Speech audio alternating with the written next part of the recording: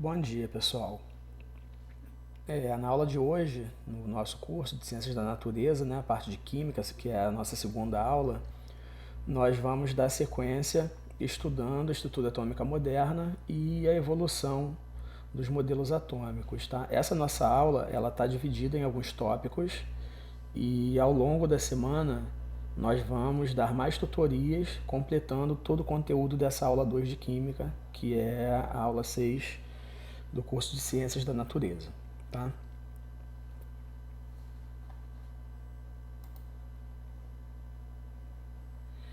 Então, falando um pouco sobre estrutura atômica e sobre história, acerca da compreensão em relação à estrutura atômica, lá em 450 a.C., definia-se que toda matéria é constituída por átomos e que estes são indivisíveis. O próprio nome, átomo, vem justamente dessa definição de que a menor partícula que compõe a matéria, ela seria indivisível. Acreditava-se nisso e hoje em dia a gente sabe que os átomos são formados por 3 diferentes tipos de partículas subatômicas, sendo eles os prótons, que são partículas de natureza elétrica positiva, os nêutrons, que são partículas neutras, e eles compõem o núcleo do átomo. O núcleo do átomo é o que vai apresentar a massa que é considerada relevante para o átomo, porém ela é minúscula em relação ao tamanho total do átomo. Tá? E é composto também por partículas negativas, que são os elétrons, que orbitam em torno desse núcleo. E aí, entre uma definição e outra para o que seria o átomo, nós passamos por diversos modelos atômicos e são justamente esses modelos que nós vamos estudar hoje e vamos fazer uma breve introdução acerca do conceito de elemento químico. Então, falando de forma um pouco mais detalhada sobre os prótons, elétrons e nêutrons, nós temos que os prótons são partículas positivamente carregadas, onde cada elemento possui uma quantidade única de prótons em seu núcleo, que é o chamado de número atômico. E o número atômico a gente pode considerar como sendo a identidade de cada elemento químico. Ou seja, todos os átomos de um mesmo elemento químico possuem em seu núcleo uma mesma quantidade de prótons. Tá? Então, se 2 átomos possuem quantidades diferentes de prótons no seu núcleo, esses átomos são átomos de elementos químicos diferentes. Os elétrons, como dissemos anteriormente, são negativamente carregados e eles possuem uma massa que é considerada desprezível se a gente for considerar, se a gente for comparar com a massa dos prótons e dos nêutrons. Eles orbitam em torno do núcleo e são os responsáveis pelas ligações químicas, seja pela doação, pela recepção ou pelo compartilhamento de elétrons, e esse conteúdo é um conteúdo que nós vamos estudar em aulas um pouco mais para frente no nosso curso. Os nêutrons são eletricamente neutros e apresentam massa igual à massa dos prótons.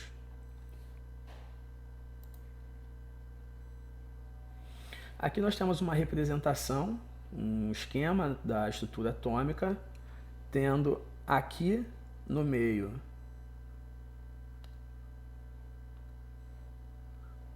o núcleo, conforme a gente definiu, e os elétrons orbitando em torno desse núcleo. Atualmente são reconhecidos 118 elementos, os quais possuem o número atômico e símbolo únicos.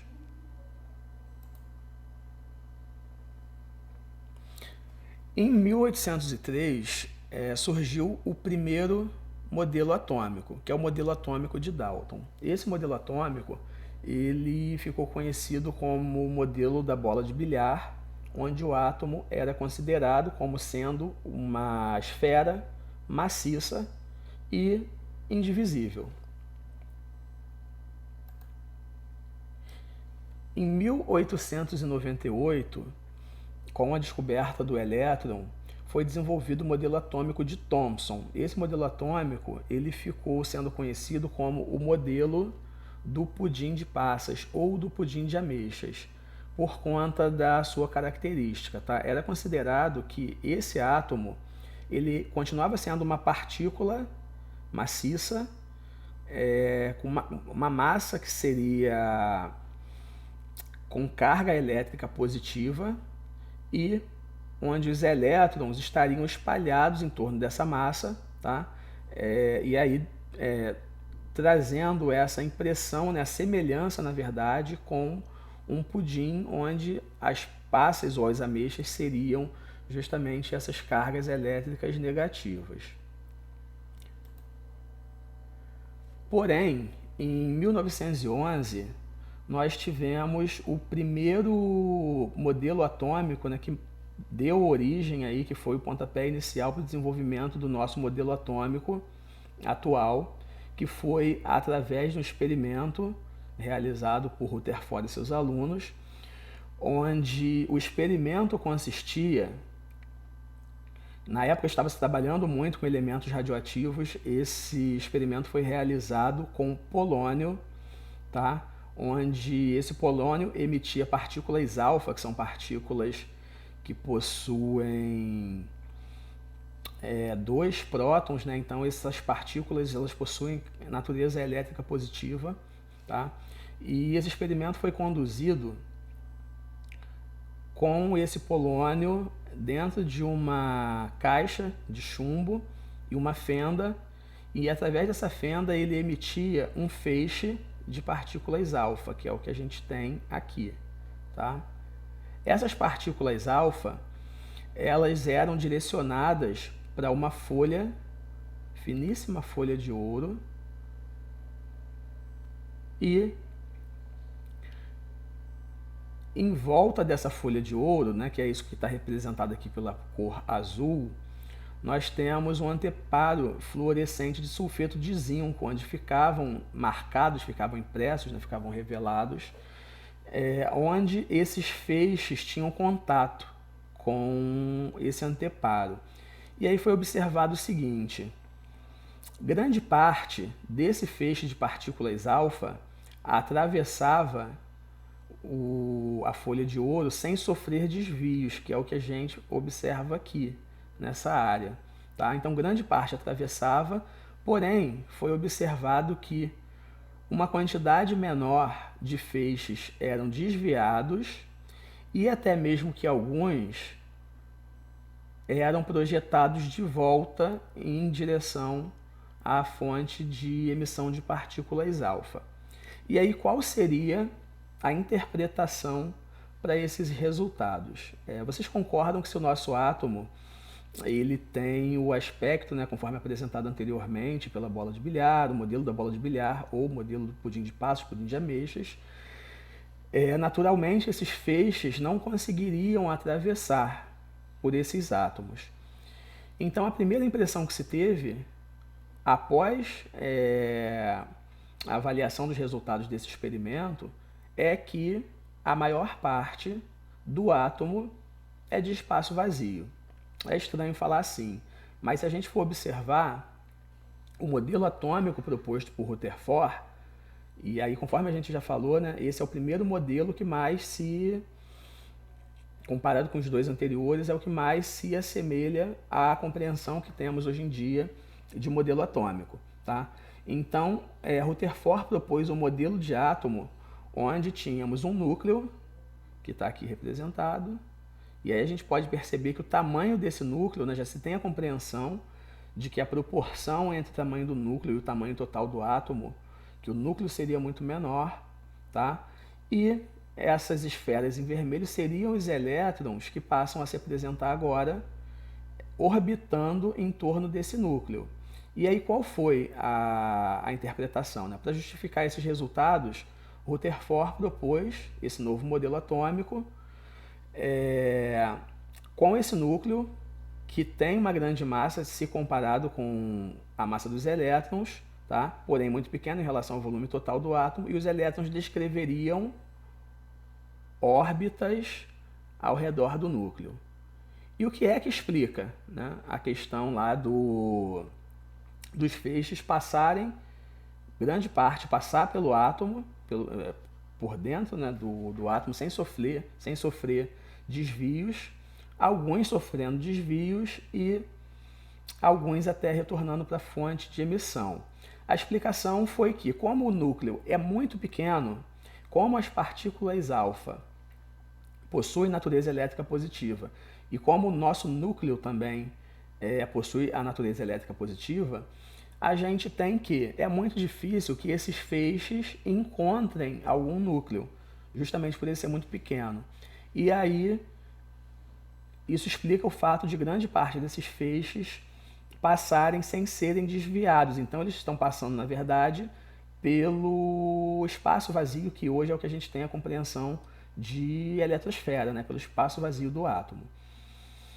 Porém, alguns desses feixes encontram com núcleos pelo caminho, e aí, como ambos possuem natureza elétrica igual, esses feixes são desviados, tá? E quando esses feixes se encontram com o núcleo de forma mais frontal, eles poderiam até ser repelidos, né, em relação, de volta em relação à fonte de emissão dessas partículas alfa. Então esse é o nosso modelo atômico de Rutherford.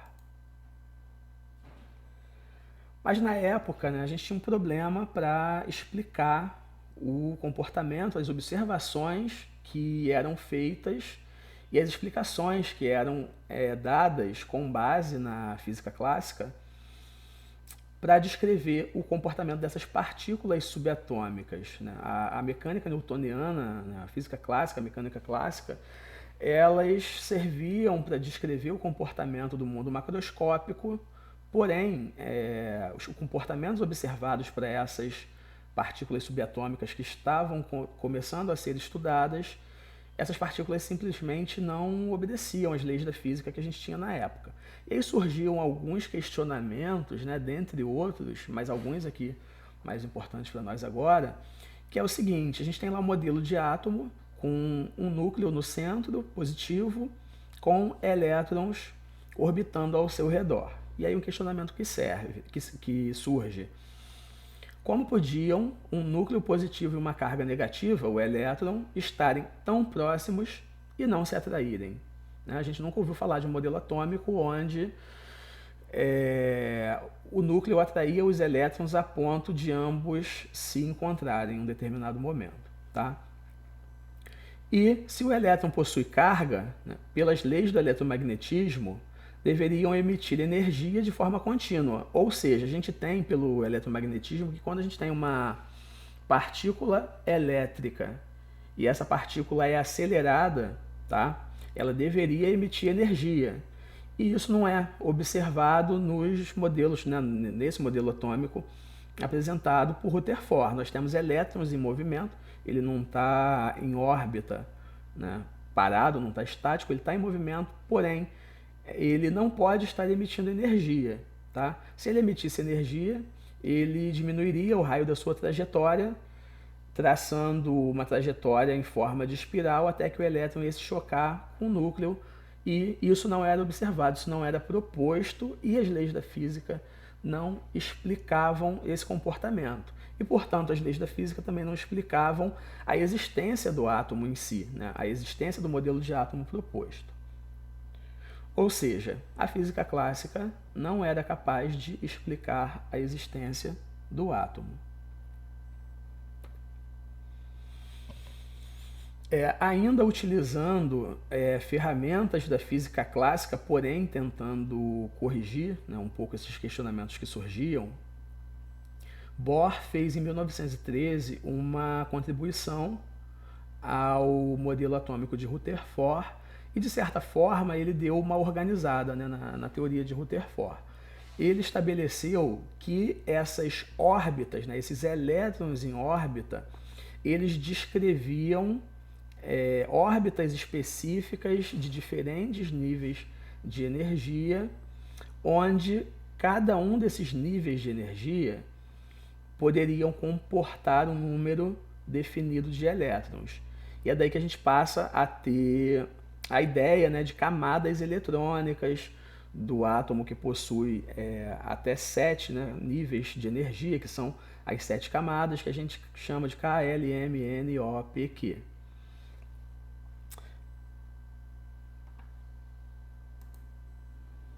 Porém, o modelo de Rutherford ele tinha algumas limitações.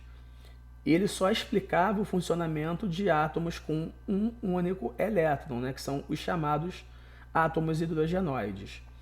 Ou seja, ele explicava a existência desse átomo, porém, num sistema mais complexo, com um número maior de elétrons, esse modelo ainda não era capaz de explicar os comportamentos observados. Se a gente for pensar, né, lá no início a gente viu que atualmente são conhecidos aproximadamente 118 elementos. E aí a gente tem uma teoria que consegue explicar o comportamento de apenas um desses átomos, né? Um átomo de um desses elementos. E aí a gente conclui mais uma vez que a física clássica, né, ele está utilizando a física clássica para descrever um fenômeno que hoje a gente chama de fenômeno quântico, mas na época não se tinha a ideia ainda, né, ou esse termo, né, de comportamento de fenômenos quânticos. E aí, a partir de uma série de estudos acerca de comportamento de luz, de matéria, né, se desenvolveu o conceito de dualidade de onda-partícula, que diz que uma partícula, tá, ela se comporta de forma dual. E aí a gente passa a ter ideia, né, de uma entidade quântica, de um comportamento quântico. Tá? E daí surge um novo ramo de estudo que é a mecânica quântica ou a física quântica. E a partir daí, né, Schrödinger propôs um modelo de átomo que passa a ser um modelo probabilístico. Então a gente abandona aquela ideia de eletrosfera com órbitas, com elétrons, né, circulando nessas órbitas, e aí a gente passa a ter, né, uma forma de cálculo que a gente pode prever a probabilidade de se encontrar esses elétrons em determinados espaços, né, delimitados em torno do núcleo. Tá? E esses espaços eles foram chamados de orbitais. É a compreensão que a gente tem hoje de orbitais, sendo estes espaços, né, onde existe a probabilidade máxima de se encontrar um elétron. Então, o nosso modelo quântico moderno, né, o nosso modelo atômico moderno, o modelo atual, é esse onde a gente calcula a probabilidade de encontrar os elétrons desses orbitais. E aí temos diferentes orbitais, são temas também que a gente vai estudar em aulas posteriores. Tá? E aí, uma vez que a gente compreende qual é o modelo atômico atual, né, de diferenças dele e o porquê hoje, né, a gente é capaz de explicar os comportamentos observados no mundo subatômico, a gente pode passar a compreender melhor também o comportamento do próprio átomo em relação às propriedades que ele tem e, consequentemente, a capacidade que ele tem de reagir, as características que ele tem de reação. E aí a gente começa a entrar no estudo, né, dos elementos químicos em si. Então, o termo elemento químico ele pode ser entendido como um conjunto de átomos com o mesmo número atômico, que a gente representa pela letra Z. Conforme já dissemos, né, cada elemento é representado por um símbolo próprio, que geralmente se refere à abreviação de uma, duas ou até 3 letras para o nome do elemento. E temos que quando um símbolo consiste em 2 letras, a primeira letra é sempre maiúscula, enquanto a segunda é minúscula. Tá? Então isso é uma questão de notação. Toda a primeira letra do símbolo de um elemento químico ela é maiúscula, independente de quantas letras possuam esse símbolo. Na tabela periódica moderna, cada elemento é representado por um símbolo, o seu nome, o número atômico, que é diferente para cada átomo, né, de cada elemento, e a sua massa atômica. Então aqui a gente tem a representação do hélio com seu número atômico, o símbolo do elemento, que é o He, e sua massa atômica. Tá? A massa atômica, a gente viu lá atrás que os prótons têm carga positiva, né? Os nêutrons carga neutra, porém os dois possuem massas iguais. Então a massa atômica ela vai ser a soma das massas dos prótons e dos nêutrons.